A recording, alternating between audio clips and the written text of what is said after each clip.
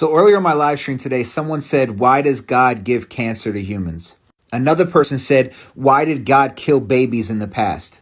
And I want to go ahead and address this for all the atheists that think that this is some type of like destruction of Christianity. Instead, I'm going to flip it on you and show you how this is an inconsistent view even on your part. Because on one hand, you'll ask why God doesn't get involved today in the evils of men, but then you'll get mad when he did get involved in the past.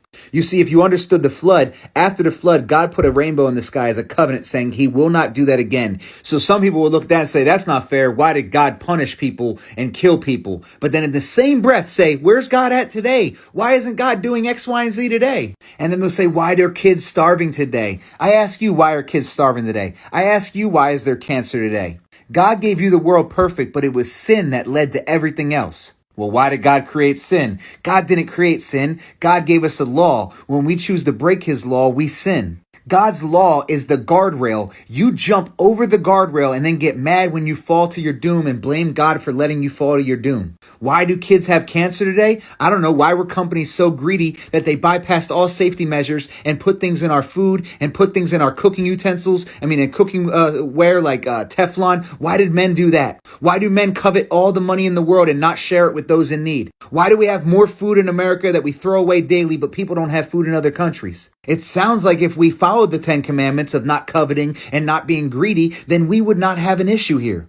Well, what about all the kids in foster home? Well, maybe if you followed the 10 commandments and you weren't having sex before marriage, then you wouldn't have all these kids that are in foster homes. Why is there war? I don't know. Maybe if you loved your neighbor and loved everybody as God loves us, then there would be no war.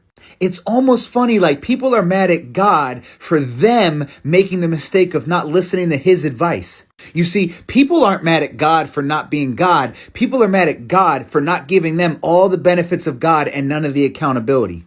People don't want God to be God. People want God to be a magic genie.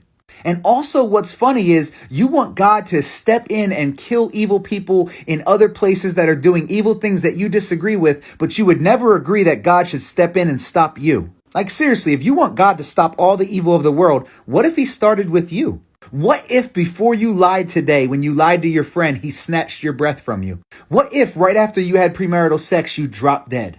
What if when you were greedy, you died on the spot? You see, you want God to stop the evil that you recognize, but you don't want God to stop you. You want God to be patient with you. You don't want God to be patient with anyone else, though.